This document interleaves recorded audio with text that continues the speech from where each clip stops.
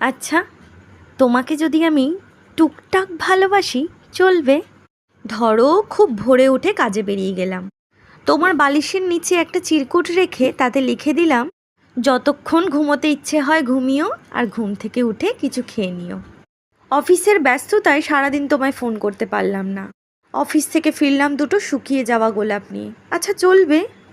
ধরো মাঝরাতে তোমায় হঠাৎ করে ফোন দিয়ে বললাম, রেডি হও, চলো আজকে রাস্তায় নিঝুম রাতের আকাশ দেখব। এমনটা চলবে? তুমি কি রাজি হবে?